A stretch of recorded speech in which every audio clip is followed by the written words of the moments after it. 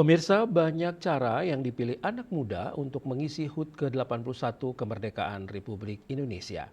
Sejumlah siswa SMP dan SMA di Denpasar mengambil inisiatif untuk mengunjungi Museum Agung Proklamasi di Jalan Bung Karno Renon, Senin 17 Agustus 2026, usai mengikuti upacara bendera di sekolah. Melalui kunjungan ini, mereka ikut membentengi generasi muda RI agar jangan sampai muncul narasi proklamasi kemerdekaan RI sebagai peristiwa fiktif seperti wacana yang menimpa kerajaan Majapahit dan Sriwijaya.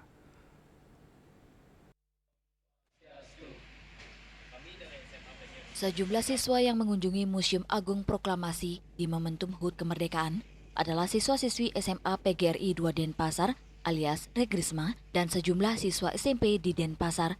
Usai apel bendera di sekolah, mereka mengunjungi Museum Agung Proklamasi dan Taman Agung Perpustakaan Proklamasi secara berkelompok.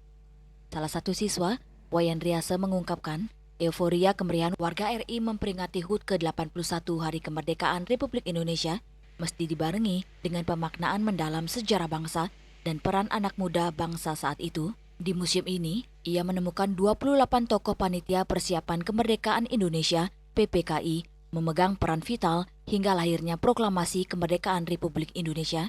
Semua dokumen itu kini terekam di Museum Agung dan Taman Agung Perpustakaan Agung Proklamasi di Renon, Denpasar. Anak-anak Regrisma berharap anak muda Bali jangan malu mengunjungi museum, baik Museum Bali, Museum Subak, Museum Bung Karno, Museum Agung Pancasila, Museum Agung Proklamasi, dan Museum Kepresidenan. Di museum-museum tersebut, para siswa bisa belajar mengenai perjalanan bangsa agar tidak mudah dipecah belah dengan wacana sejarah fiktif.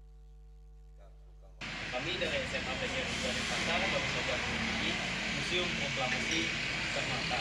Nah, berarti kita di sana belajar banyak mengenai sejarah proklamasi. Selain itu juga hari ini hari memperingati Hari Kemerdekaan Republik Indonesia ke-81. Oleh karena itu, kami semua ingin mengajak anak-anak muda bangsa Indonesia untuk tetap terus mengunjungi Museum Agung Proklamasi untuk mengingat bahwa bangsa Indonesia ini perlu kita memperingati setiap tahunnya. Jadi jangan malu untuk datang ke museum karena di sana kita dapat belajar banyak mengenai sejarah daripada negara kita ini. Regrisma. Museum Agung Proklamasi dan Monumen 4 Pilar Kebangsaan didirikan adalah milik Yayasan Kepustakaan Bung Karno. Museum ini mengoleksi foto dan lukisan masa menjelang proklamasi kemerdekaan seperti Soekarno-Hatta saat fokus menyusun teks proklamasi, turun ke jalan menggelorakan rakyat, sang saka merah putih dijahit Fatmawati, dan Megawati di usia belia sebagai paskibraka, hingga mesin tik di era 1945, dan sejumlah buku karangan tokoh nasional mengenai proklamasi dari berbagai perspektif. Dengan dokumen ini, penggiat sejarah yang juga ketua YKBK, Gus Marhen, berharap tak akan sampai muncul narasi yang mengatakan bahwa proklamasi kemerdekaan adalah semata isapan jempol. Dikarenakan sepanjang hidup saya ini, saya sangat kecewa dan ketawa maupun seolah-olah saya tidak memahami, seperti Babe Saidi mengucap, di mana di saat dia diwawancari oleh salah satu podcast di Jakarta bahwa Sriwijaya dan Majapahit dianggap fiktif. Maka dari itu bisa-bisa aja terjadi jika orang yang tidak mengerti maupun tidak suka proklamasi nanti dianggap fiktif.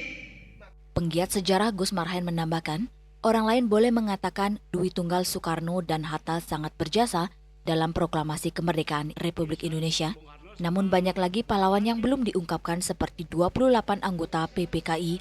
Peran vitalnya yakni merumuskan dasar negara dengan sila pertama, ketuhanan yang Maha Esa, mengesahkan Undang-Undang Dasar 1945, memilih Insinyur Soekarno dan Muhammad Hatta sebagai presiden dan wakil presiden, termasuk tim 9 yang menyusun 4 pilar kebangsaan yakni Pancasila, NKRI, Undang-Undang Dasar 1945, dan Bhinneka Tunggal Ika.